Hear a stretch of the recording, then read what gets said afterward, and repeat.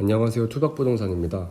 지난 영상에서는 부채의 관점에서 부동산 시장을 다뤄보았습니다. 영상을 아직 시청하지 못한 분들께서는 우측 상단 링크를 클릭하여 영상 확인해주세요. 현재 서울시 소재 아파트가 몇 주 동안 반등세를 보이고 있습니다. 더 넓게 수도권을 보자면 경기도 북부 지역에 위치한 양주, 동두천 등의 일부 아파트는 여전히 가격이 하락하고 있으나 경기도 남쪽 일부 지역은 다양한 호재로 인해 가격이 상승하고 있습니다. 이를테면 용인 플랫폼시티 발표 이후 용인시 일부 행정동의 집값이 크게 상승하였으며 과천, 화성 일부 아파트 가격 또한 올랐습니다. 이와 같은 반등 시그널을 보고 매도인과 매수인은 서로 팽팽한 줄다리기를 합니다.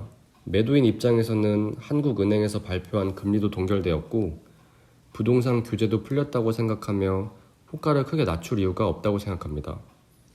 반면 매수인은 미국 금리를 보니 한국 금리보다 2% 전후 높게 책정이 되어 있고 그렇다면 금리 상승 여지와 그에 따른 대출 금리 상승도 고려할 것입니다.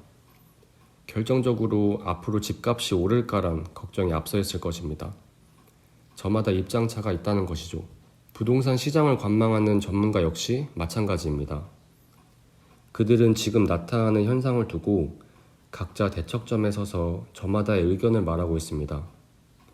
예를 들면 부동산 사이클, 인구 감소 등 큰 틀에서 봤을 때 현재의 반등이 지속되리라는 가능성은 희박하다고 말하는 사람들이 있는 반면 어떤 전문가들은 규제 완화 정책, 신혼부부 디딤돌 대출 등 정부가 내놓는 정책을 근거로 현재의 부동산 시장이 가격 상승의 초입이라 말하기도 합니다. 이번 영상에서는 거래량 지표를 다뤄보면서 부동산이 지금부터 계속하여 반등하기 어려운 이유를 설명해 보겠습니다.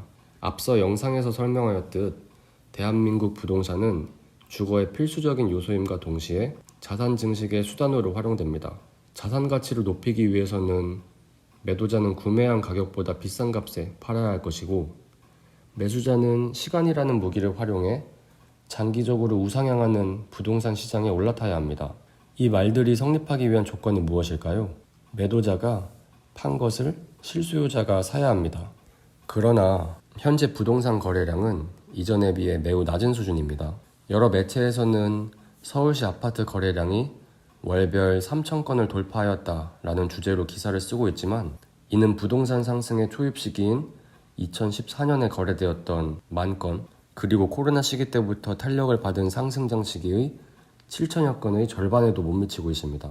전국 단위로 거래량을 본다면 2014년을 시작점으로 2018년 한 해에만 약 49만여 건을 기록하였고 나머지 연도에는 연평균 60만여 건이 거래되었습니다. 그러나 작년과 올해에는 각각 25만여 건 그리고 24만여 건을 기록하였습니다. 앞으로 이 현상을 더 지속시킬 요인은 바로 인구 문제입니다. 2020년 인구 고점 약 5,100만 명을 끝으로 2021년부터 절대적인 인구 수가 감소하고 있습니다.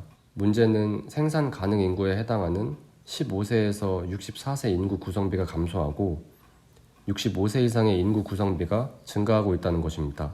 부동산 구매의 주 연령층은 30에서 50대인데 자료의 시나리오대로 진행된다면 수요가 이전에 비해 부족할 수 있다는 것입니다. 이처럼 경제활동 인구가 준다는 것은 부동산 거래에 참여할 수 있는 계층이 절대적으로 줄어든다는 것이고 그 결과 거래량의 감소에 영향을 미칠 수 있습니다. 올해 7월 여러 은행에서 50년 만기 주택담보대출 상품을 내놓고 있습니다. 또한 원조 주담대 대출이라 할 수 있는 특례 보금자리 대출 역시 4% 이상의 금리로 최대 50년 만기 조건을 내걸고 있으며 올해에만 2조가량의 금액이 소진되었다고 합니다. 반면 최근 출시된 상품들이 가계 빚을 증가시킬 우려가 있기에 해당 은행들은 가입 조건을 강화하거나 상품 출시를 잠정적으로 중단하는 일도 발생하고 있습니다. 은행의 불완전한 정책들은 일시적이라 쳐도 거래량, 즉 실수요는 부동산 가격에 큰 영향을 미치리라 생각합니다. 지금까지 매도자와 매수자 사이의 거래량 지표를 설명하면서 이번 반등세가 앞으로의 상승장을 이끌 것인지에 관해 이야기해 보았습니다.